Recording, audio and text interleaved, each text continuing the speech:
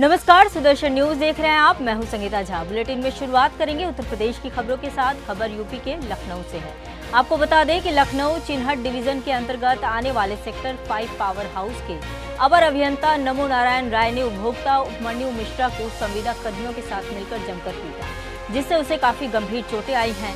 उपभोक्ता अपने मीटर को रिचार्ज करने के लिए जब उनसे मिला तो अवर अभियंता उग्र हो गए और दरवाजा बंद करके अपने संविदा कर्मी साथियों के साथ उपभोक्ता को बहुत मारा पीटा, जिससे काफी चोटें भी आई। तार के द्वारा उसकी गर्दन को कसने की कोशिश भी की गई। हद तो तब हो गई जब उपभोक्ता के ऊपर पेशाब करने ही वाला था। जिस घटना को अंजाम देने के पहले ही 112 डायल किया हुआ था, जिसके बाद पुलिस आ गई, जिससे उपभोक्ता की जान बच सकी। पूर्व में भी अवर अभियंता 2 लोगों से मारपीट कर चुका है। मुख्य अभियंता की सरपरस्ती से जेई के हौसले बुलंद हैं। पीड़ित उपभोक्ता जब मध्यांचल की एमडी से मिलने गया तो एमडी ने भी उपभोक्ता का पक्ष न लेते हुए जांच के उपरांत कार्रवाई की बात की। एमडी और मुख्य अभियंता की सह पर प्रभावित जांच होगी। वहीं न्याय न मिलने पर उपभोक्ता बड़ा कदम उठा सकता है। उपभोक्ता को जेई और संविदा कर्मियों ने मिलकर पीटा। उत्तर प्रदेश पावर कारपोरेशन के मध्यांचल डिस्कॉम के लखनऊ में किस तरीके से जेईओं का आतंक है, ये बहुत ही शर्मनाक वर्क है। हमारे साथ एक उपभोक्ता है जिसको कल रात में कमरा बंद करके बहुत मारा गया और उसके ऊपर हद तो ये हो गई कि उसके ऊपर पेशाब करने की भी प्रयास किया गया। वहाँ के अवर अभियंता नमो नारायण ने जिस तरीके से एक उपभोक्ता पिछले 1.5 महीने से लगातार अपने कनेक्शन को रेगुलाइज करने के लिए दौड़ रहा था और अवर अभियंता बार बार उसको ये करके टरका देते थे कि जब तक तुम मुझे चांदी का जूता नहीं चढ़ाओ, जब तक तुम मुझे दान दक्षिणा नहीं दोगे तब तक मैं तुम्हारा कनेक्शन होने नहीं दूँ। हमारे साथ में पीड़ित उपभोक्ता है, जानते हैं इनका क्या नाम है, आपका क्या मामला हुआ? मेरा नाम उपमन्यु मिश्रा है। मैंने इनसे कनेक्शन के लिए बोला, तब हर बार इन्होंने घूस मांगा, हर बार घूस मांगा है और हद तो कल हो गई। कल जब इन लोगों ने कैमरे बंद किए हैं उसके बाद में हमको 4-5 लोगों ने मिलके बुरी तरीके से मारा। हमारी खींच में ये देखिए, आप ये सब हम बोल दे रहे हैं कि हम इधर ही खोपड़ी पे देखिए लोहे की राड मारी है, लोहे की राड मारी है। इधर ये देखिए, कल मेडिकल कराए हैं, ये सब पूरा इधर देखिए भैया। और बकाया ब्याज जमा नहीं करेंगे तो जिस तरीके से आपका मोबाइल नमस्ते कर देता है उसी तरीके से आपके घर की बिजली आपको नमस्ते कर देगी। आप देख सकते हैं किस तरह से 14-15 लोगों ने अवर अभियंता और उनके हमारी खींच कसी गई थी, हम बेहोश हो गए थे और जब हम केस लिखवाने गए हैं उसमें भी पूरा हमारा केस नहीं लिखा गया है।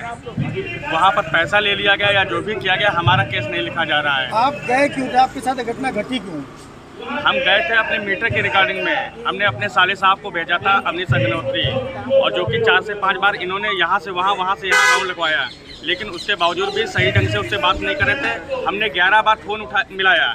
अभी आपको हम दिखा रहे हैं, इनका फ़ोन हमने 11 बार मिलाया, लेकिन इन्होंने एको बार फ़ोन नहीं उठाया। बाद में एक बार फ़ोन मिलाया, उसके बाद में बात की कि तू साले यहाँ पर आ, मैं तेरे को देखता हूँ। मतलब इस तरीके की भाषा शैली का प्रयोग होता है। उसके बाद में तमंचा रखा हमारे पेट पे और इन्होंने जो है हमको जो बुरी तरीके से जो अभद्र जो व्यवहार होता है उस तरीके से बोले, हमसे बात करो। इन्होंने वीडियो बनाया उसके बाद में जब अपना लोग किए उसका वीडियो बंद कर दिया गया। वहाँ पर है हमारे साथ में मौसा जी गए थे, अवनीश गए थे, किसी को अंदर नहीं, बिल्कुल कुत्तों की तरह ढकेल दिया था बाहर। हमारी सरकार से यही रिक्वेस्ट है। आज यहाँ मध्यांचल क्या करने आए हैं? मध्यांचल कम से कम इनको बर्खास्त कर दिया जाए, ऐसे आदमी को ना भरा जाए। आप लोग मतलब कस्टमर काउंटर पे लिखते हैं उपभोक्ता देवो भवा, आप उपभोक्ता के साथ में क्या कर रहे हैं आप सामने देख लीजिए। आप मध्यांचल क्या करने आए हैं? किससे मिलने? मध्यांचल हम मिलने आए हैं कि अपने न्याय मांगने आए हैं। किससे न्याय मांगने? एमडी से, डायरेक्टर से किससे न्याय मांगने? जो डायरेक्टर हो, जो सबसे ऊंचा हो, उससे बात करेंगे, क्योंकि नीचे स्तर पे कोई सुनवाई नहीं हो रही है। क्यों? आप किससे मिले? हमने जिन जिन लोगों से मिला है वो हमारे पक्ष में बात नहीं कर रहे हैं। क्या कह रहे हैं? वो सब कह रहे हैं कि एक वीडियो बनाया जो तमंचा रखा गया है हमारे पेट पे, उससे वीडियो बनाया गया है, वो दिखा रहे हैं। लेकिन ये मार, ये निशान, ये क्या झूठे हो सकते हैं? ये तमंचा आपकी तरफ से रखा गया है? उनकी तरफ से मतलब आप अधिकारी नहीं, गुंडा पाल रखे हैं। हमारी गलती ये है कि मैंने 2 महीने कनेक्शन बोला था, कमर्शियल मीटर कमर्शियल दे रहा हूँ, मैं टैक्स पे ही हूँ, मैं टैक्स देता हूँ सरकार को। हमारी गलती ये है कि 2 महीने का कनेक्शन मैं उनसे पूछने नहीं हो कि आपने 2 महीने में क्यों नहीं बनाया। कमर्शियल मीटर 15 दिन 20 दिन में हो जाना चाहिए। हम न्याय मांगने आए, अगर हमारा न्याय नहीं मिलेगा हम धरना पे बैठेंगे, हम बेइज्जती की ज़िंदगी नहीं जिएंगे, हम आत्महत्या कर लेंगे। एमडी साहिबा से आपकी मुलाकात हुई, उन्होंने आपसे क्या कहा? कार्रवाई करने के लिए कोई आश्वासन दिया आपको? नहीं, कार्रवाई करने के लिए आश्वासन जब पुलिस में पाए जाएंगे, तब दोषी पाए जाएंगे, तब कार्रवाई की जाएगी, अन्यथा नहीं की जाएगी। एमडी मध्यांचल ने भी उपभोक्ता को टरका दिया, कहा कि जब पुलिस अपनी इन्वेस्टिगेशन पूरी करेगी उसके बाद ही कोई निर्णय निकाला जा सकता है। और चूंकि ये अवरविनता पूर्व में भी 2 बार उपभोक्ताओं से मारपीट का दोषी पाया गया है और उसके बावजूद उस पर कोई कार्यवाही नहीं हुई। अधीक्षण अभियंता और मुख्य अभियंता से जब मेरी वार्ता हुई तो उनका कहना है कि जांच चल रही है। आखिर कितनी जांचें चलती हैं? एक अवर अभियंता जो इतना तानाशाही रूप से अपना काम कर रहा है, उपभोक्ताओं को 2-2 महीने से कनेक्शन के परेशान करता है। उपभोक्ता जब अपने कनेक्शन के लिए जांच करने के लिए, बात करने के लिए जाता है तो उपभोक्ता को इस कदर बंद कमरे से मारा जाता है कि उसका हाथ, पैर, गला सब कुछ काफ़ी हद तक डैमेज हुआ दिखाई देता है। और पूर्व में 2 उपभोक्ताओं से मारपीट उसने की, तो क्या अधिकारियों को इस पर संज्ञान नहीं लेना चाहिए? आखिर किसके संरक्षण पर इस अवर अभियंता को छूट दी जा रही है? किसके संरक्षण पर इस अवर अभियंता को इतने खुली गुंडाई करने का मौका दिया जा रहा? जब मुखिया ही अपना साथ अभियंता उपभोक्ता का नहीं देना चाह रही है तो ये उपभोक्ता आखिर जाएंगे किस पर? इस पर सरकार को तुरंत संज्ञान लेना चाहिए। रवि शर्मा, सुदर्शन न्यूज़, लखनऊ। अगली खबर अमरोहा से है। अमरोहा से बता दें कि यूपी सरकार के 8 साल का कार्यकाल पूरे होने पर अमरोहा नगर के हिंदू इंटर कॉलेज के मैदान में चल रहे महोत्सव का आज आखिरी दिन था। इस मौके पर अमरोहा जिला पंचायत अध्यक्ष ललित तंवर पहुंचे, जहां उन्होंने उत्तर प्रदेश सरकार की 8 साल की उपलब्धियां बताई और कहा कि जनता 8 साल की सरकार के कार्यकाल से बेहद ही खुश है और सभी से अपील करता हूं कि एक बार फिर से उत्तर प्रदेश में कमल का फूल खिलाएं। हर जिले में आप देख रहे हैं 8 साल उसके लिए जो 3 दिवसीय मेला लगा उसमें आज दूसरा दिन था, जिसके अंदर आज युवाओं के लिए आया और चाहे मैं बात करूँ तो युवकों और बच्चे हैं, बच्ची उनको भी आज हमने सर्टिफिकेट्स दिए, उनको चेक दिए। मैं यही कहना चाहता हूँ कि आज हर एक जो जिले का, चाहे वो हमारी माता है, बहन है, बेटियाँ हैं, चाहे वो हमारे भाई, हर एक के चेहरे पर आज ये 8 साल और ये 10 साल तक आप उनके फेस एक्सप्रेशन देखेंगे तो वो इतने खुश हैं कि जैसे एक त्यौहार की तरह वो इसको सेलिब्रेट कर रहे हैं। तो मैं आपके चैनल के थ्रू ये भी बोलना चाहूँगा कि जिस तरह हर एक हमारे जिले के लोगों ने, चाहे वो उत्तर प्रदेश के लोगों ने एकजुट होकर भारतीय जनता पार्टी का ऐसे ही साथ दिया है, इस तरक्की को रोके ना, इस तरक्की में पूरा अपना सहयोग करे और भारतीय जनता पार्टी को फिर से बहुत बहुत। अब बात करेंगे फर्रुखाबाद की, जहां मारपीट करने वाले सिपाही को निलंबित कर दिया गया है। बता दें कि चौकी के सिपाहियों ने कार चालक व कार मालिक के साथ मारपीट की थी, जिसको लेकर संज्ञान लिया गया और डीआईजी को सिपाहियों के खिलाफ कार मालिक ने प्रार्थना पत्र देकर न्याय की गुहार लगाई थी। डीआईजी ने बताया कि जांच सीओसीटी को सौंपी गई थी। जांच रिपोर्ट आने के बाद सिपाही को निलंबित कर दिया गया है। पूरा मामला थाना कादरी गेट क्षेत्र के पांचाल घाट चौकी का है। देखिए, उस प्रकरण का संज्ञान लेकर के क्षेत्राधिकारी नगर से उसमें आख्या मंगाई गई है और उस आख्या के आधार पे उस दोषी कर्मचारी जिसके ऊपर मारपीट का आरोप है, उस आरोप की पुष्टि हो गई, उसके विरुद्ध निलंबन की कार्रवाई करके प्रारंभिक जांच उसकी सीओ अमृत। अगली खबर 12 प्रयागराज से है। बता दें कि योगी सरकार के 8 साल बेमिसाल रहे, जहां 12 प्रयागराज में विधानसभा क्षेत्र स्थित शंकरगढ़ और जसरा में अपना दल विधायक डॉक्टर वाचस्पति ने भाजपा सरकार के 8 वर्ष पूरे होने पर डबल इंजन की सरकार की महत्वाकांक्षी योजनाओं पर विस्तृत चर्चा की, जिसे उपस्थित लोगों द्वारा जमकर सराहा गया। इस दौरान डॉक्टर वाचस्पति ने बताया कि केंद्र की मोदी सरकार और प्रदेश की योगी सरकार द्वारा अनेकों जन कल्याणकारी योजनाओं को सीधे लाभार्थियों तक पहुंचा रही है। अब बात करेंगे फर्रुखाबाद की। फर्रुखाबाद में निजी नर्सिंग होम संचालक मरीजों से अवैध वसूली कर रहे हैं, जहां इलाज के नाम पर मनमाने रुपए मरीजों से ले रहे हैं। फर्रुखाबाद में निजी नर्सिंग होम संचालकों की वसूली का मुद्दा और मेडिकल बायो वेस्ट सड़कों पर फेंकने का विधानसभा में उठा रहे हैं। बता दें कि जिले में लगभग 150 निजी नर्सिंग होम हो रहे हैं। संचालित निजी नर्सिंग होम संचालक मरीजों से इलाज के नाम पर अवैध वसूली कर रहे हैं। इसको लेकर सीएमओ और अवनिंद्र कुमार ने निजी अस्पताल की मरीजों से इलाज के नाम पर मनमानी फीस वसूलने पर रोक लगाने के लिए टीम गठित की है। हमने टीमें बना दी हैं, हमारे जो सीएमओ टीम है वो उनको क्षेत्र बांट दिए गए हैं और वो जाके देखेंगे क्या वसूल रहे हैं। मैंने जो टीम बनाई है, एक तो जो नाजायज़ पैसे न लिए जाए किसी भी गरीब व्यक्ति से जो इलाज कराता है। दूसरा प्रकरण है बायोमेडिकल वेस्ट, जो इधर उधर कचरा जैसे शिकायत मिली थी पहले पिछले साल कचरा जो फेंकते हैं, इसमें हम टीमें बना के हमारे डॉक्टर ये देखेंगे कि कचरे का निस्तारण किस तरह बायोमेडिकल वेस्ट का निस्तारण प्रॉपर हो रहा है नहीं हो रहा। अगर ये नहीं हो रहा तो तुरंत ही कार्रवाई की जाएगी इस पर। और तीसरा एक पॉइंट था सब सेंटर उपकेंद्रों पर एएनएम की तैनाती। हमारे पास सभी उपकेंद्रों पर एएनएम तैनात है और 156 सेंटरों पर सीएचओ तैनात है। इसमें किस तरह कार्रवाई की है? जो मनमाने पैसे वसूले, कुछ नर्सिंग होम है, एक दिन का एनआईसीयू का चार्ज केवल बाढ़ का चार्ज 14,000 रुपये वसूल है। इस तरह से अवैध वसूली की जा रही है। हाँ, अवैध वसूली उसको रोका जाएगा, कोशिश करिए इसको रोका जाए, जो जायज़ है वो लिया जाए। क्या आईएमए के साथ मीटिंग? हाँ, मीटिंग करेंगे, जल्दी करेंगे, आईएमए के लोगों के साथ मीटिंग करेंगे और उनको बताएंगे। वैसे रिटन लेटर भी भेज दिया क्योंकि शुल्क निर्धारित किए जाएंगे, कितना वसूला जा सकेगा, ऐसा भी कुछ किया जाए? ऐसा नहीं है, हम तो अलग अलग वो कहते हैं सुविधा देते हैं ना, लेकिन ये अगर नाजायज़ नहीं कर सकते किसी को तो। अब बात करेंगे उत्तर प्रदेश के अमरोहा की। अमरोहा के गजरौला थाना क्षेत्र के गांव शाहबाजपुर डोर में दो पक्षों के बीच हिंसक झड़प हो गई। पुरानी रंजिश के चलते यह झड़प हुई। इस झड़प में दोनों पक्षों से 12 लोग घायल हो गए। दोनों पक्षों में लाठी डंडों से जमकर मारपीट हुई, जिसका लाइव वीडियो भी सामने आया। वीडियो में दोनों पक्ष एक दूसरे पर लाठी डंडों से वार करते हुए नजर आ रहे हैं। एक पक्ष ने दूसरे पक्ष पर तमंचे लहराने और फायरिंग करने का आरोप लगाया है। घायलों को गजरौला सीएचसी में भर्ती कराया गया है। मारपीट में दोनों पक्षों से 12 लोग घायल हो गए हैं। पुलिस ने मामले की जांच शुरू कर दी है। आरोपियों की तलाश की जा रही है। गांव में तनाव को देखते हुए भारी पुलिस बल तैनात किया गया है।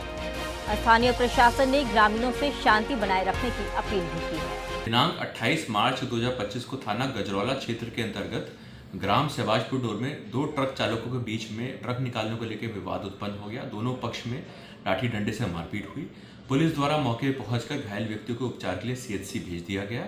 मौके पे 5 लोगों को हिरासत में लिया गया है। पीड़ित पक्ष से तहरीर प्राप्त कर अभियोग पंजीकृत करवाया जा रहा है। मौके पे कानून व्यवस्था सामान्य है। अगली खबर कानपुर से है। कानपुर कमिश्नरेट पुलिस को 4 साल पूरे होने के उपलक्ष्य में कमिश्नरेट कानपुर द्वारा परिवार परामर्श केंद्र लगाया गया, जहां पर पैनल के लोगों द्वारा शादी के बाद अनबन बनी रहे लोगों में समझौता कराया गया। इस अवसर पर एडीसीपी अमिता सिंह ने बताया कि स्पेशल शिविर का आयोजन किया गया है, जहां पर पैनल के प्रयासों से 9 में से 4 जोड़ों का समझौता कराकर उनको वापस घर भेज दिया गया है।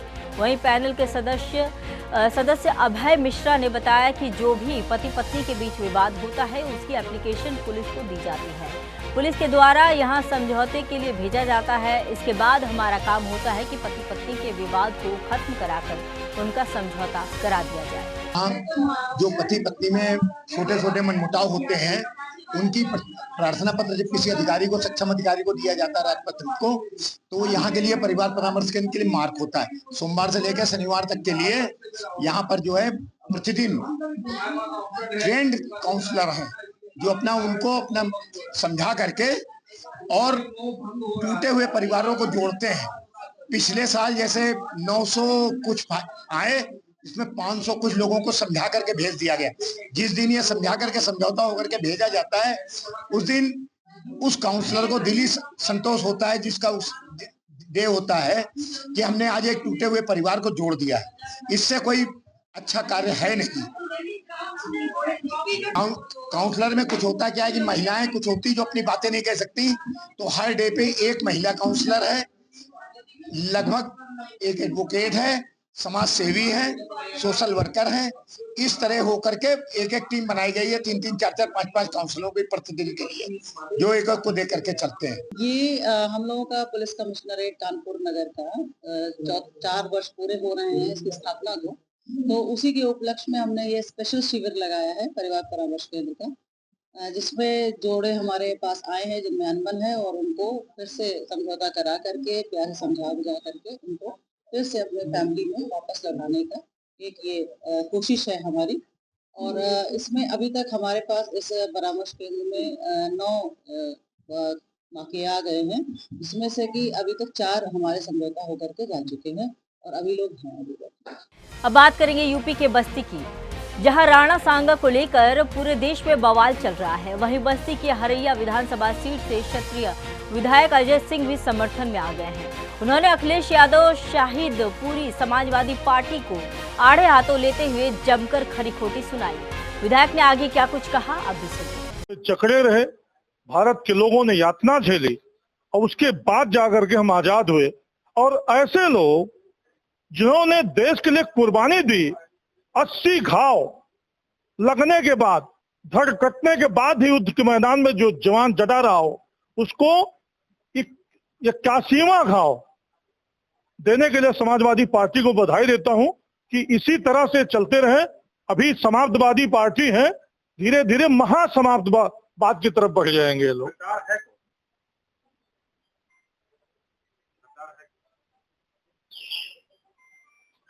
कौन गद्दार है कौन नहीं गद्दार है मैं ये कहने वाला नहीं हूं, लेकिन मैं इतना जरूर कहूंगा कि इसकी घोर निंदा होनी चाहिए। एक महापुरुष के लिए, एक महान योद्धा के लिए, एक स्वतंत्रता संग्राम सेनानी के लिए इस तरह की बात निकालना, इस तरह की बात कहना, ये घोर निंदनीय है। और आपको पता भी होगा, ये कहने की जरूरत नहीं है, हम सबको साथ लेके चलने वाले लोग हैं। भारत की संस्कृति में है सबको साथ लेके चलने, वसुधैव कुटुंबकम की संस्कृति भारत की है कि सबको साथ लेकर के।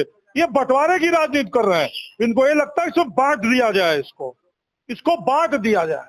अब इतनी बड़ी रेखा खींच दी जाए कि इनका पीडीए सफल हो जाए, लेकिन इनको पता नहीं है कि पीडीए इनका सफल इस ताते नहीं होगा कि जो दलितों की बड़ी नेता, बल्कि मैं कहूंगा कि वर्तमान समय की सबसे बड़ी नेता बहन जी का चीर हरण करने वाला हो, उसको आप पीडीए कर दो। दलित कहां चाहेगा भाई उनको? दलित क्यों चाहेगा? उनके पास एक परिवार का, उनका जो पीडीए है सिर्फ एक परिवार का पीडीए है, उनका अपना परिवार, बस वही उनका पीडीए है, बाकी कुछ नहीं उनके पास है। उनको पता नहीं है कहार कुहार कुर्मी लोहार गोड़िया दुनिया से लेकर के लोहार चौहान राजभर से लेकर के कौन है उनके पीडीए में, उनके बैकवर्ड में कौन है? उनके बैकवर्ड में 80% यादव नहीं है जिसके लिए उन्होंने पीडीओ बनाया है। 80% नहीं है, वो धार्मिक है, पता है ना। पूरी कार्रवाई करनी चाहिए, बर्खास्त करना चाहिए उनको, और नहीं तो मुंह दिखाने लायक नहीं रहेंगे। उनको अगर समझ रहे राणा सांगा सिर्फ क्षत्रिय है, तो राणा सांगा सिर्फ क्षत्रिय नहीं है। राणा सांगा एक स्वतंत्रता संग्राम सेनानी है।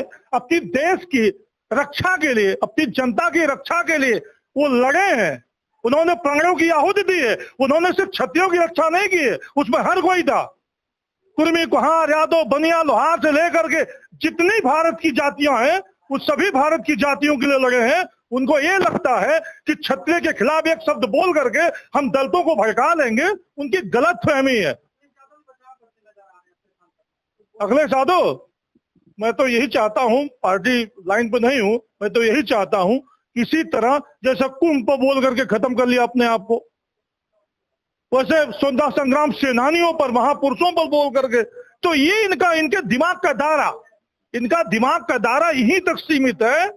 और अगर इस पे रोक नहीं लगाएंगे तो जैसे समाजवादी पार्टी की तरफ बढ़ गई, अभी महासमाजवादी पार्टी की तरफ बढ़ती चली जाएगी। अगर यही रुख और यही रवैया अपने महापुरुषों के लिए, अपने देश के लिए, अपने प्रदेश के लिए, अपनी मां गंगा के लिए, अपनी सनातन संस्कृति के लिए, अपने काशी के लिए, अपने मथुरा के लिए, अपने अयोध्या के लिए, अपने तीर्थों के लिए अगर यही रवैया अपमानजनक रहा समाजवादी पार्टी के नेताओं का तो निश्चित रूप से इनका साढ़े सत्यानाश, क्या कह रहा हूं, साढ़े सत्यानाश निश्चित है। औरंगजेब एक आक्रांता है, औरंगजेब एक आक्रांता है, ठीक है। औरंगजेब ने अपने बाप को कैद करके बिना पानी के मार डाला, तो औरंगजेब भारत का आदर्श नहीं हो सकता। भारत का आदर्श सनातन संस्कृति है। यहाँ का ऐसा आदर्श है कि मरने के बाद भी अपने पूर्वजों को हम पानी देते हैं उनको, ठीक है, उनका तर्पण करते हैं, अर्पण करते हैं, उनको पिंडा पार के। हम मानते हैं कि प्रकृति में हमारे पूर्वज एक आत्मा के रूप में घूम रहे हैं, उनके लिए वो हमारे ये किस समय कब्र भारत में, हमारी सरकार के समय में नहीं रही कब्र। वो तथाकथित जो सेकुलर नहीं है, सेकुलर एजेंडे के तहत ये सब किया गया है, सेकुलर एजेंडे के तहत किया गया है। बाकी ठीक है, लेकिन औरंगजेब मेरा आदर्श नहीं हो सकता, बिल्कुल हटाना चाहिए। अगली खबर गाजियाबाद से है। बता दें कि भोजपुर थाना क्षेत्र के दतेड़ी गांव पिलखुआ रोड पर एक पेपर मिल है, जहां पर बड़ी संख्या में कर्मचारी काम करते हैं। शुक्रवार की सुबह करीब 5 बजे अचानक ही फैक्ट्री में बॉयलर फट गया। इस दौरान फैक्ट्री में काम करने वाले अनुज, अवधेश कुमार और योगेंद्र कुमार की मौके पर ही मौत हो गई, जबकि कई अन्य कर्मचारी गंभीर रूप से घायल हो गए। जैसे ही इस दिल दहला देने वाली घटना की जानकारी फैक्ट्री में काम करने वाले कर्मचारियों के घर वालों को मिली, तो वह भी मौके पर पहुंचे। मौके की स्थिति को देखते हुए पुलिस बल भी तैनात कर दिया गया है। वहीं पुलिस प्रशासन बॉयलर फटने के कारणों की जांच में जुटा हुआ है। वहीं परिजनों ने फैक्ट्री मालिक पर लापरवाही के आरोप लगाते हुए कठोर कार्रवाई की मांग की है, जहां कई मानकों को ताक पर रखकर चलाई जा रही थी फैक्ट्री। बता दें कि समय रहते अगर संबंधित अधिकारी इस पर ध्यान देते, शायद इस तरह की घटना नहीं होती। शाम के टाइम भट्टी चली थी, भट्टी चलने के बाद में सब अपने काम पे लग रहे थे। काम पे लगने के बाद में जैसे भी इसके बोल्ट ढीले थे, मतलब फिलहाल में तो कंप्लेंट डाली बोल्टों की, बोल्ट की कंप्लेंट पूरी नहीं हुई। मतलब फिर भट्टी चालू करने के बाद में जो कंप्रेसर होता है, कंप्रेसर का कोई भी इसमें पता नहीं था कि कितनी हीट बन रही है, कितनी हीट नहीं बन रही इसमें। हीट बनने के बाद में चलो फिर ये जैसे अपनी भट्टी को चेक कर रहे थे, भट्टी चेक करने के बाद में सब यहीं थे मेरी मशीन के पास ही।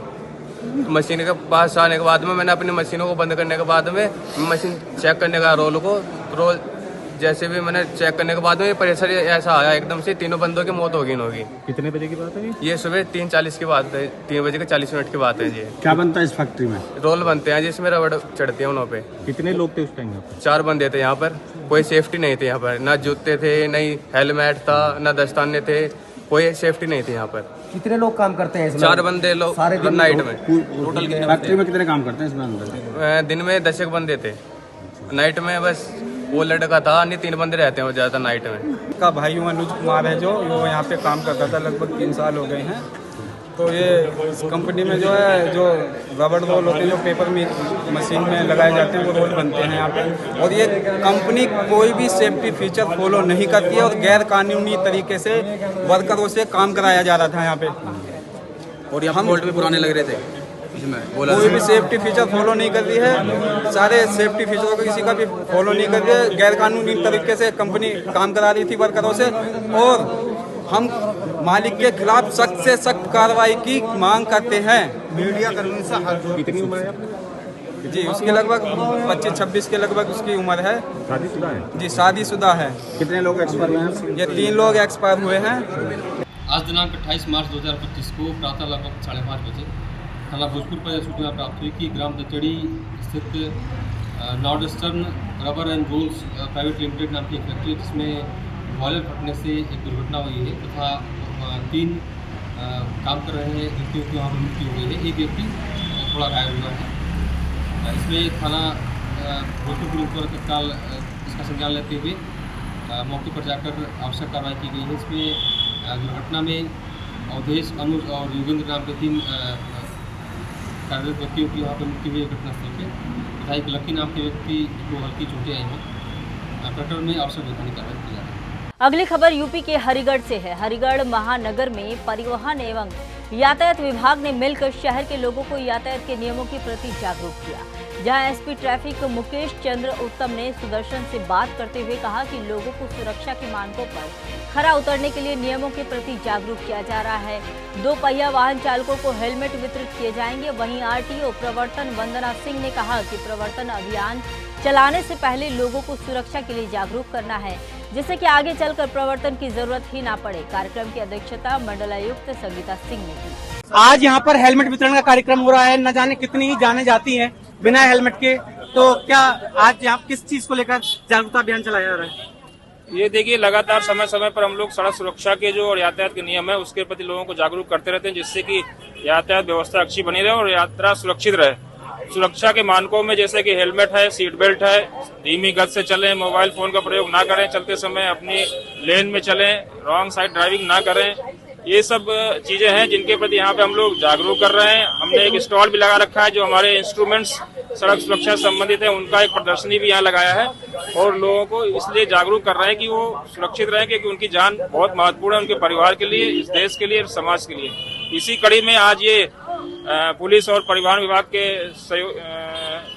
संयुक्त उसके तहत माननीय कमिश्नर महोदय द्वारा यहाँ पे जागरूकता के तहत पुष्प और हेलमेट भी लोगों को सांकेतिक रूप से दिए जाएंगे, जिससे कि वो लोग आगे चल के इनका प्रयोग करें।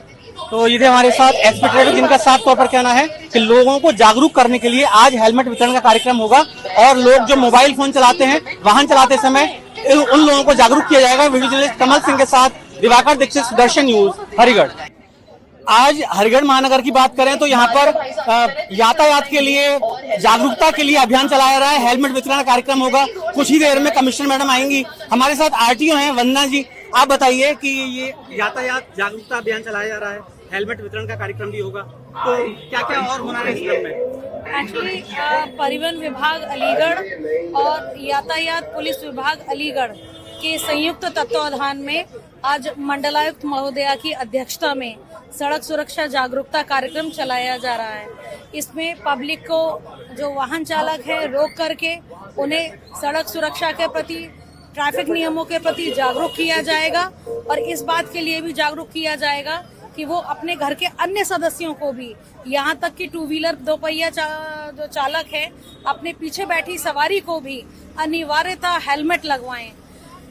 प्रवर्तन तो एक माध्यम है ही, हमारे पास आखिरी माध्यम प्रवर्तन अभियान चलाना है, लेकिन हमारा प्राथमिक उद्देश्य है कि भविष्य में ये प्रवर्तन अभियान चलाने की आवश्यकता ही ना पड़े।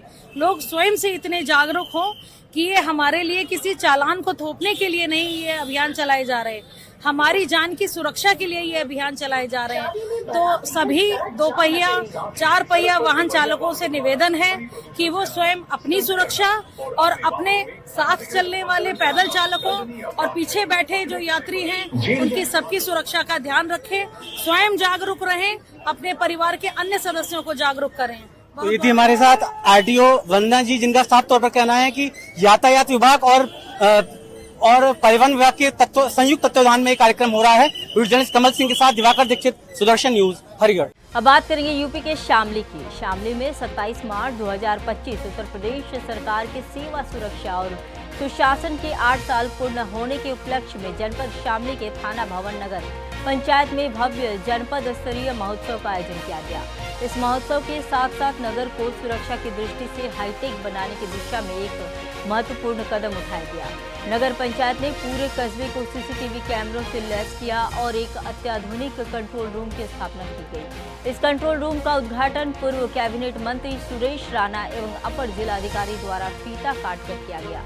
थाना प्रभारी वीरेंद्र कसाना के साथ कई गणमान्य भी मौजूद रहे। अब बात करेंगे लखीमपुर खीरी की, जहां एक तरफ प्रदेश सरकार गरीबों व भूमिहीनों को आवास या पट्टे की जमीन उनके जीवन को चलाने के लिए मुहैया करा रही है, वहीं प्रदेश में ही भू माफियाओं गरीबों की जमीनों को हड़पने में लगे हैं। मामला जनपद लखीमपुर खीरी में कोतवाली गोला गोकरनाथ क्षेत्र के कोल्हुआ का है। देखिए ये रिपोर्ट। इस बच्चे की हरिजन जात है। हरिजन जात होने के साथ साथ इस जमीन पर ये जो भट्ठा है, ये भगवान सिंह बैकास्ट सिख समुदाय से आते हैं, सरदार हैं। ये भी आप धरती पर नहीं रह गए हैं, लेकिन भगवान सिंह के जो पुत्र हैं, 2 बेटे हैं, उन्होंने इस जमीन पर फर्जी किसी को खड़ा करके इनके बाबा या पापा या जो भी परिजन के रहे हो, जो मृतक हो चुके आज से 50-60 वर्ष पहले, उनको खड़ा करके रजिस्ट्रार ऑफिस में तहसील के द्वारा इसका बैनामा करा लिया। ये जनपद लखीमपुर खीरी के छोटी काशी गोला गोकर्णनाथ में ये लगभग जमीन है 2 एकड़ 61 डिसमिल जमीन है ये, जिस पर ये नज़र इस पे पड़ी हुई है। कोई भी परिजन का अगर कोई महिला भी अगर आती है, इसकी माँ भी अगर आती है, तो उसको भी जान से मारने की धमकी यहाँ पर साफ साफ दे दी जाती है। तो हमारे पास में ये जो खड़े हैं भाई साहब, दाहिनी ओर ये पास के पड़ोस के ही रहने वाले हैं। इनकी माता जी ने इनका ही सहारा ले करके कि भाई आप हमारे पड़ोसी हो, हमारे बच्चे छोटे छोटे हैं, हम इसमें कुछ नहीं कर सकते, आप जो है इसकी देख रेख कर लो, हमारे बच्चों का जीवन बन जाएगा, हमारे बच्चों का भविष्य बन जाएगा। तो आइए चलते हैं, देखते हैं, इन्हीं की बात हम करते हैं, इन्हीं से बात हम जानना चाहते हैं। कम शब्द में आप क्या बताना चाहोगे, बताइए। मैं राम कुमार वर्मा, इस ज़मीन की देख रेख के लिए मुझे मुख्तियार नियुक्त किया गया है। ये ज़मीन एक हरिजन व्यक्ति की है। उनकी मौत 1964 में हो गई थी। उनके दोनों लड़कों की मौत 1983 और 84 में हो गई थी। लेकिन ये विपक्षी भगवान सिंह द्वारा ये बैनामा 1988 में उनके मरने के बाद कराया गया, जो सर्वथा अनुचित है। और उसके बाद में यह चल रहा है। इसके बावजूद इसका मैं एसओसी से मैं केस जीत चुका हूं, इसके बाद भी ये लोग नहीं मान रहे हैं। हाई कोर्ट में मुकदमा विचाराधीन है। और इन्होंने एक और भी है कि खरीदार जो है इसमें दिखाया गया वो है सवर्ण जाति का, और जो विक्रेता दिखाया गया वो हरिजन का है। तो बगैर हरिजन परमिशन के भी ये बैनामा कराया गया, जो सर्वथा अवैध है। ऐसी दशा में हमने इस मामले को देखने का मौका लिया है और हम ये चाहते हैं कि इस तरीके से फर्जीवाड़ा करने के उस पर इन पर एफआईआर दर्ज हो और इस जमीन पर को ये बेचने का प्रयास कर रहे हैं। ये जमीन जो है, इस जमीन की मालिकान जो है, इस बेटे की जो खड़ा हुआ है, इसकी माँ का नाम है मीना देवी। मीना देवी के नाम ये जमीन है। मीना देवी ही अब इसकी पुश्तैनी देखे जाए, मतलब इस जमीन की मालिकान, इसको जो है हक है इनका, यही इस पे काबिज हो सकती हैं। लेकिन माफियाओं के चुंगल में फंस करके इनको जान से मारने की धमकी दी जा रही है। और जो अच्छी तरह से इसी डर के कारण यहाँ पर मौके पर ये लोग नहीं पहुँच पा रहे हैं। अगर देखा जाए तो इस जमीन का जो है गाटा संख्या है 109, गाटा संख्या 109 है। रकबा 1 एकड़ 76 डिसमिल तथा जो है इसको जो बदल दिया गया है, इस गाटा को भी इन लोगों ने बदलवा दिया है। गाटा जो बदला गया है उसका चकबंदी जो गाटा संख्या है 109, इसको परिवर्तित कर दिया गया है। गाटा संख्या 15, 69, 168 हो गए हैं। 156, 168 गाटा संख्या इसका बदल करके हुआ है, जो कभी 109 था। तो बड़ी सोचनीय बात है। इन बच्चों को घर से बेघर करने का इन लोगों ने निर्णय ले लिया है। मामला हाई कोर्ट में चल रहा है और परिजन यहाँ पर नहीं आ पा रहे हैं, महिला नहीं आ पा रही, कहीं मेरे बच्चे के कहीं हत्या ना कर दी जाए या हमको जो है मौत के घाट ना उतार दिया जाए इस जमीन के कारण। आप देखते हो ये जमीन पूरी तरह से लेबलिंग की जा रही है। जल्दी से जल्दी रात और दिन यहाँ पर जो है जेसीबी चल रही है, सारी लेबलिंग की जा रही है। यहाँ पे भट्ठा देखो हटाया जा रहा है, भट्ठे को जड़ से हटा करके यहाँ पे पूरी जमीन को लेबल करके इनका उद्देश्य है यहाँ पर प्लॉटिंग करने का या कोई नया प्रोजेक्ट लाने का। ये बच्चों की जीवन को नहीं देख पा रहे हैं। मैं पूछना चाहता हूँ, बेटा क्या नाम है तुम्हारा? क्या नाम है? अमरीश राज। ये जहाँ पे जमीन पे हम खड़े हैं, ये आपके मम्मी के नाम है ना इस समय? ये वहाँ हमारे मम्मी के नाम है। मम्मी का नाम क्या है? मीना देवी। मीना देवी। ये जमीन आपकी ही है? ये जमीन हमारी है। ये दादी हमको बताती है ये जमीन बेटा तुम्हारी है। अच्छा, तो फिर आप क्यों नहीं ले पा रहे हो? ये वो लोग ये देख रेख करने के लिए ताऊ जी हमारे हैं, यही देख रेख कर रहे हैं। ताऊ जी का मतलब जो अभी बोले थे राम कुमार जी, इनका क्या नाम है? राम कुमार वर्मा। अच्छा, यही आपके ताऊ जी हैं, यही देख रेख कर रहे हैं? यही देख रेख कर रहे हैं जमीन की। अच्छा। और जो जिनके कब्जे में है ये जमीन, इनका नाम बता पाएंगे आप? इनका नाम भगवान साईं। भगवान साईं। ये जो भट्ठा है ये भट्टे के तो नहीं किसके अंडर में है इस समय? ये मंजीत सिंह। तो आप लोगों ने कहा नहीं कि ये जमीन हमारी है, जो हम कब्जा कर रहे हो, हम तो बेघर हो जाएंगे? नहीं, हम लोग ने दादी हमारी बोले थे ये जमीन हमारी है, ये बोलते हैं ये नहीं तुम्हारी नहीं है। मतलब दादी जो पूरी तरह से जानती हैं, जमीन का कण कण कोना कोना जानती हैं, उनका कहना है अपने पोतों से कि ये जमीन बेटा आपकी है। लेकिन ये जो लोग जिन लोगों ने कब्जा करने की नीयत रखी है, जो लोग लेबलिंग करा रहे हैं, ये साफ साफ कह रहे हैं कि बेटा आपकी जमीन नहीं। अब देखना ये हाईकोर्ट में मामला चल रहा है, हाईकोर्ट में चलने के साथ साथ। अगली खबर हरदोई से है। हरदोई पुलिस व बदमाशों के बीच मुठभेड़ हो गई है। बता दें कि घर में घुसकर लूटपाट करने वाले बदमाशों के साथ पुलिस की मुठभेड़ हो गई और बदमाश व मोहम्मद वकील अहमद ने पुलिस पर फायरिंग की। पुलिस की जवाबी फायरिंग में एक बदमाश के पैर में गोली लगी। पुलिस मुठभेड़ में 2 बदमाश गिरफ्तार किए गए हैं। मामले में आगे की कार्रवाई जारी है। आज दिनांक 27 मार्च 2025 को सुबह थाना संडीला पुलिस को सूचना प्राप्त हुई कि थाना क्षेत्र के एक गांव में कुछ बदमाश एक घर में घुसे और महिलाओं के साथ मारपीट की व कुछ आभूषण को लूट कर चले गए। श्रीमान पुलिस अधीक्षक महोदय द्वारा घटनास्थल का निरीक्षण किया गया व घटना के अनावरण के लिए कई टीमों को लगाया गया। इसी क्रम में आज रात 9:30 बजे के लगभग थाना संडीला व थाना बेनीगंज की पुलिस द्वारा मुठभेड़ में 2 बदमाशों को गिरफ्तार किया गया। उनके पास से चोरी के कुछ आभूषण भी बरामद हुए हैं। घायल बदमाश को पुलिस द्वारा तत्काल अस्पताल में रवाना किया। पूछताछ में इनके नाम वकील अहमद व पिंकू आए हैं और ये रहने वाले जनपद सीतापुर के हैं।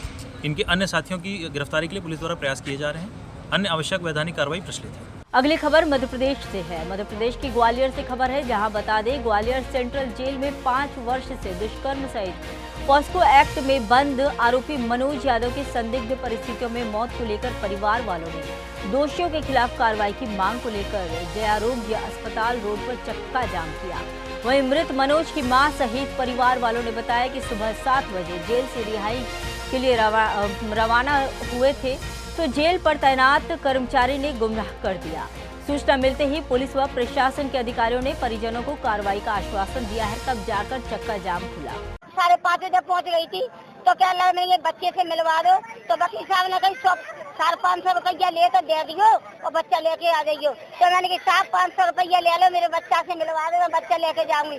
तो क्या लगो जाओ यहाँ से, कल मिलना 7 बजे लेके जाना। तो मैं लौटी आई बेटा, मैं 7 बजे गई तो मैंने कि मेरा बच्चा निकाल दो, मैं आ गई। तो क्या लगा नारी आए पूजा कर रही है, तो मैंने कि ठीक है।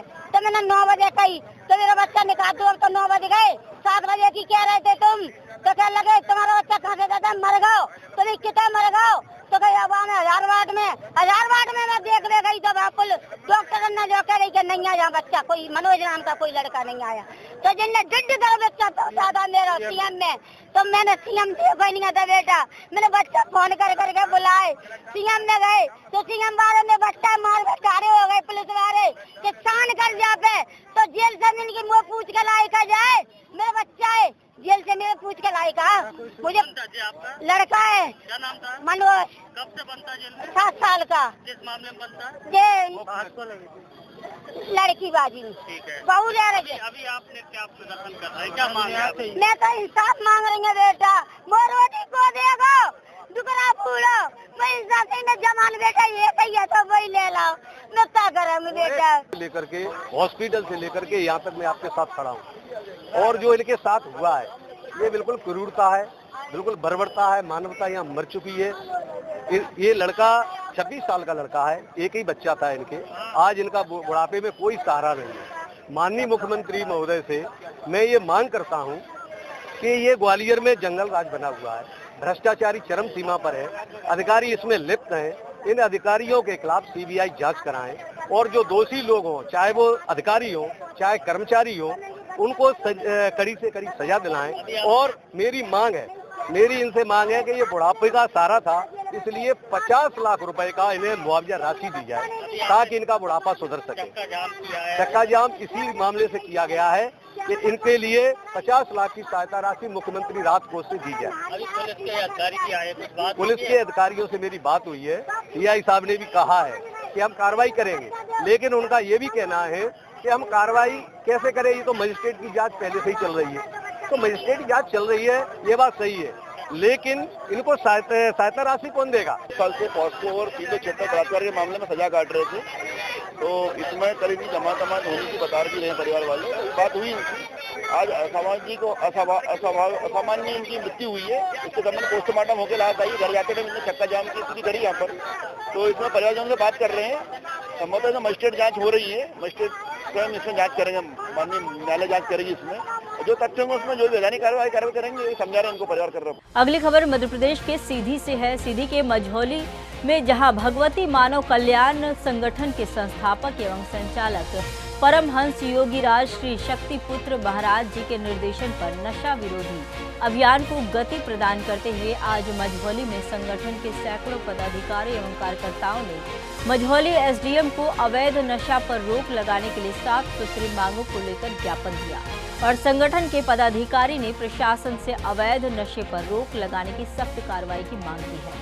संगठन के पदाधिकारी ने कहा कि नशे की लत युवाओं को बर्बाद कर रही है। प्रशासन ने उचित कार्रवाई का फिलहाल आश्वासन दिया है। अब बात करेंगे गुजरात के सूरत शहर से खबर है। बता दें कि ट्रैफिक पुलिस एवं सुनोरा सोलर कंपनी के सहयोग से पुलिस मुख्यालय के सामने मेन रोड पर पुलिस कमिश्नर अनुपम सिंह गहलोत की अध्यक्षता में कार्यक्रम आयोजित किया गया, जहां शिक्षकों को हेलमेट वितरित किए गए। वहीं जन जागरूकता अभियान के अंतर्गत मॉडिफाइड हेलमेट का उद्घाटन भी किया गया। वहीं पुलिस आयुक्त अनुपम सिंह गहलोत ने अपने हाथों से शिक्षकों को हेलमेट वितरण किए। वो यह बताएं कि सोनारा कंपनी की तरफ से और सूरत शहर ट्रैफिक विभाग की तरफ से वितरण किया है। हम हमारे साथ बातचीत करने के लिए पीयूष जी मौजूद, हमसे बातचीत हुई किस प्रकार से जो आप हेलमेट का वितरण कर रहे हैं, किसके लिए और कहाँ पे आप वितरण हो रहा है? आज हमने एक हेलमेट कैंपेन पे एक लॉन्चिंग एक पूरी इवेंट रखी थी, जहाँ पे हमारे पुलिस कमिश्नर भी आज अवेलेबल थे हमारे साथ में। उन लोगों ने हमें बहुत अच्छी एनर्जी दी है कि हेलमेट क्यों पहनना चाहिए, हेलमेट की ज़रूरत क्यों है। और आज हमने 250 जितने हेलमेट डिस्ट्रीब्यूट किए हैं, जो यहाँ के सूरत में जो लोकल टीचर है उसी को हेलमेट डिस्ट्रीब्यूट देने के बाद हमने एवरी टीचर्स को हम रिक्वेस्ट करते हैं कि भाई आप आपके जो बच्चे हैं, आपके जो क्लास में आप हेलमेट में अवेयरनेस के बारे में बात करें। जो ये मैसेज बच्चे के द्वारा हम एवरी घर पे पहुंचा सकते हैं मैसेज। और हमारा टैगलाइन सिंपल ही है कि भाई हेलमेट पहनो ने, हमारी रिक्वेस्ट है हेलमेट पहनो ने। जो हम ये बातें कंटिन्यू करेंगे, लोगों को अवेयरनेस देंगे भाई हेलमेट क्यों ज़रूरी है, तो हम जो प्रीवियस साल में जो जितने भी एक्सीडेंट हुए थे उसी के बहुत सारे डेट भी हुई, उसी को हम कम कर सकते हैं। ये जो अवेयरनेस का टारगेट था, हमारा टारगेट ओनली टीचर्स की नहीं है, हमारा टारगेट है all Surti, all Gujarat, all India. और हमारा टारगेट है, हम पहले तो हमने शिक्षक से स्टार्ट किया, क्योंकि शिक्षक ही ऐसी चीज़ है कि कोई भी मैसेज बच्चे के द्वारा घर पे पहुंचा सकता है। और वो मैसेज ऑलवेज अच्छा होता है मैसेज कि वो उसी पे लोग बिलीव करते हैं। देश में हमने शिक्षक से स्टार्ट किया। अब नेक्स्ट कैंपेन हमारा ऑलवेज रहेगा कि भाई बड़ी बड़ी स्कूल होती है, हॉस्पिटल होती है, कॉलेजेस होती है, बड़ी बड़ी फैक्ट्रियाँ होती है, तो वहाँ पे हम जाएंगे, हमारा टेम्पो जाएगा, हम वहाँ पे छोटे छोटे इवेंट करेंगे और लोगों को हेलमेट की अवेयरनेस देंगे। जी, आपने देखा जिस प्रकार से अवेयरनेस चालू है, यहाँ पे एक स्लोगन दिया गया, हमने तुम्हारी परवाह अच्छे। इसको लेके सूरत के तमाम जो यहाँ के शिक्षक गण हैं, कहीं कहीं जो शिक्षक का कार्य होता है बड़ा सराहनीय होता है, चाहे चुनाव हो, चाहे कई प्रकार के काम हो, तो शिक्षक उसमें उनका सहभागिता हमेशा पड़ा रहता है। आप देखेंगे जिस प्रकार से यहाँ पे लगभग 250 से ज़्यादा शिक्षकों को हेलमेट वितरण करने। अगली खबर यूपी के नोएडा से है। नोएडा सेक्टर 33 स्थित नोएडा हाट में राष्ट्रीय आयुर्वेद कांग्रेस का आयोजन हुआ।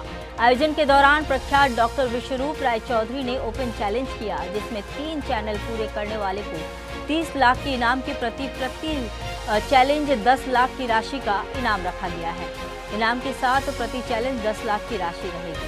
हम मौजूद हैं नोएडा सेक्टर 33 नोएडा हाट में, जहां पर नेशनल आयुर्वेद कॉन्फ्रेंस का आयोजन किया गया। हमारे साथ जाने वाले डॉक्टर विश्वरूप राय चौधरी मौजूद हैं। इनका ओपन चैलेंज जो है देश में ही नहीं विदेशों में भी बड़ा जाना जा रहा है। आज जानते हैं क्या है ओपन चैलेंज।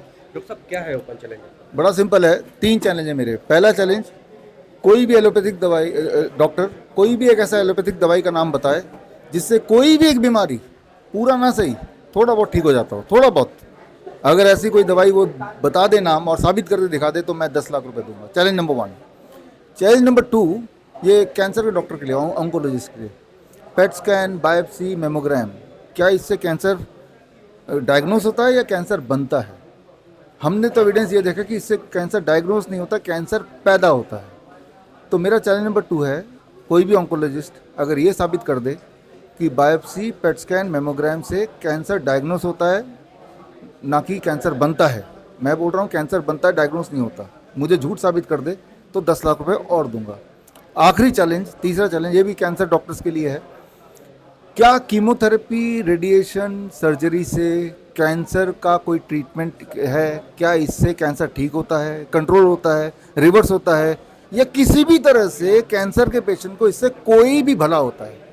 अगर आपने ये साबित कर दिया, फॉर एग्जांपल 2 कैंसर पेशेंट एक ही तरह के, एक ही टाइम के हैं, एक ही एज के, 2 में से एक ने आपके बोलने पे कीमोथेरेपी कराया, रेडिएशन कराया, सर्जरी कराया, दूसरे ने कुछ भी नहीं कराया, तो एविडेंस ये कहती है जिसने कुछ नहीं कराया उसकी लाइफ स्पैन, उसकी क्वालिटी ऑफ लाइफ ज़्यादा होती है इन कंपैरिजन टू जिन्होंने आपकी बात मानी। तो अगर आप ये साबित करते हैं कि कैंसर पेशेंट को कीमोथेरेपी, रेडिएशन, सर्जरी से कुछ भी फ़ायदा होता है, तो मैं आपको 10 लाख रुपए दूंगा। और मेरा जो टेक वो ये है कि chemotherapy, radiation, surgery causes cancer, cancer ठीक नहीं होता, ये अपने आप में इंडिपेंडेंटली कैंसर पैदा करता है। तो prove me wrong, take 10 lakh rupees more. ये 30 लाख का टोटल चैलेंज।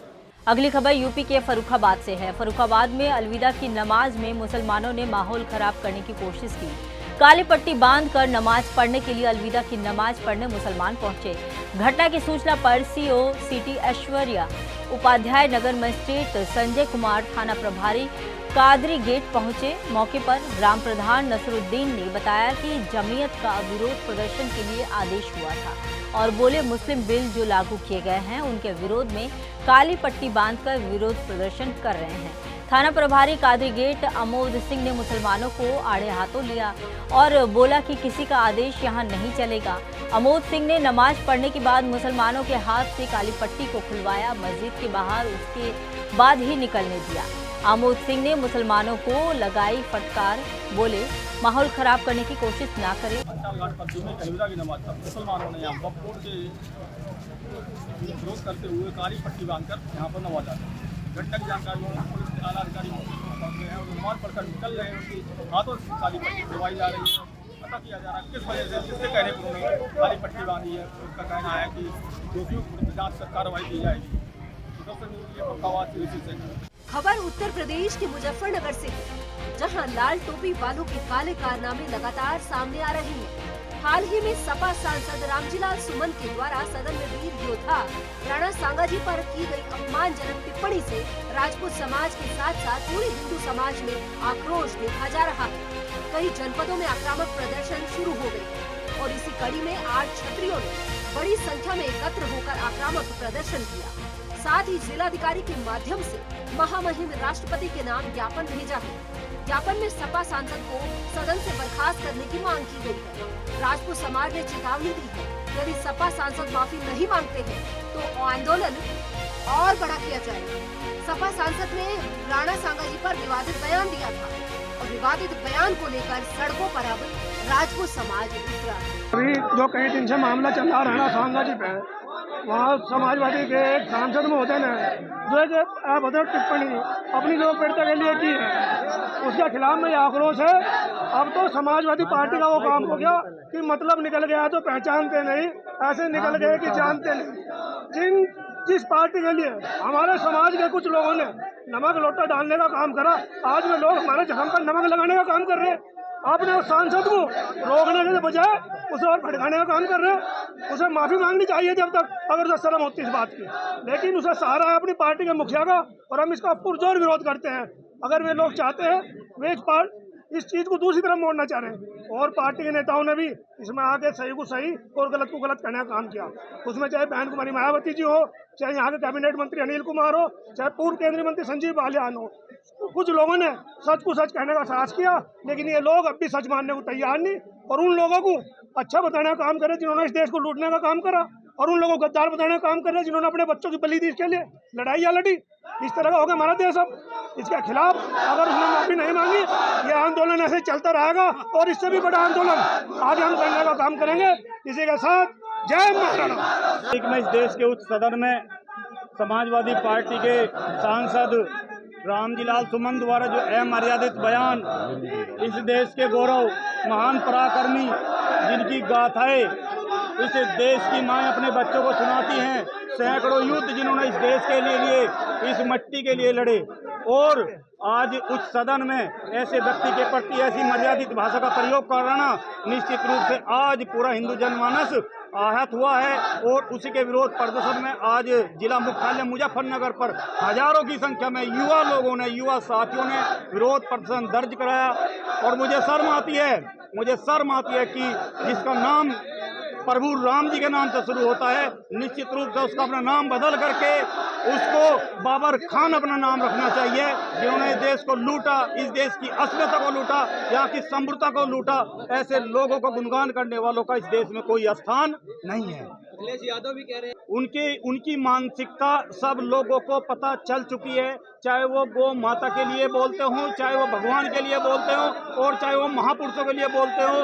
वे लोग किस तरह नकारात्मकता की राजनीति, किस तरह जहर घोलने की राजनीति, उन्होंने अपना एक मिशन, अपना एक मन बना लिया है कि केवल जहर घोलना है और समाज को बांट करके, और यहाँ पर अपना उनका जो सपना है, निश्चित रूप से यहाँ का युवा समझ चुका है कि उनका सपना कभी साकार नहीं होगा। सदन में, जो देश की उच्च सदन है राज्यसभा में, एक सोच रखने वाले राज्यसभा सांसद समाजवादी पार्टी के, जो इस देश का इतिहास नहीं जानते, जो इस देश में क्षत्रियों का इतिहास नहीं जानते, वो वहां बैठ के, क्योंकि वहां रोकने वाला कोई है नहीं, उन्होंने हमारे वीर योद्धा महाराणा संग्राम सिंह, महाराणा सांगा जी के ऊपर जो अभद्र टिप्पणी की है, उन्हें गद्दार और देशद्रोही जैसी टिप्पणी उन्होंने की है, उसी के आक्रोश में ये पूरे देश में आक्रोश चल रहा है, पूरी दुनिया में आक्रोश है उस आदमी के खिलाफ। इसीलिए आज हम यहाँ सब पहुंचे हैं। हमारे वीर योद्धा, वीर शिरोमणि महाराणा संग्राम सिंह का जो अपमान ये लोग बैठ के सदन में कर रहे हैं, उसी का आक्रोश है, और यही आक्रोश बढ़ते बढ़ते अब दिन ब दिन बढ़ता रहेगा। भाई मांग ये है सीधी सीधी, सबसे पहले तो उसकी सदस्यता रद्द होनी चाहिए। और हम एक बात कहना चाह रहे चैनल के माध्यम से कि भारत सरकार कहाँ बैठी है। भारत सरकार जब अन्य पार्टी के नेताओं को सदन से बर्खास्त कर सकती है, सदन से निकाल सकती है, तो इसे किसका संरक्षण है, किसके दबाव में इसे अब तक सदन से नहीं निकाला गया। सरकार, भारत सरकार, हम नरेंद्र मोदी जी से मांग कर रहे, राष्ट्रपति हमारी महोदय से कहना चाह रहे कि उसको बर्खास्त करो राज्यसभा से, जब जाके ये राजपूत समाज शांत होगा और वो अपनी गलती मानने हैं, सर्व समाज के सामने गलती मानने, क्योंकि महाराणा संग्राम सिंह एक जाति बिरादरी के योद्धा नहीं थे, उन्होंने सनातन के लिए लड़ाई लड़ी, इस देश को मुगलों से बचाया था। और आज 2 कौड़ी के सांसद बैठकर राज्यसभा में टिप्पणी करेंगे। हमने जवाब उन्हें घर पे भी दिया जा रहा। आगरा में भी करनी सेना के और क्षत्रिय समाज के लोग वहां पहुंचे थे। ये आक्रोश अगर भारत सरकार रोकना चाहती है तो भारत सरकार उन पर माफी मंगवावे और उसकी सदस्यता रद्द करे। फिलहाल के लिए इस बुलेटिन में इतना ही। देश दुनिया की तमाम खबरों के लिए देखते रहिए सुदर्शन न्यूज। जय हिंद।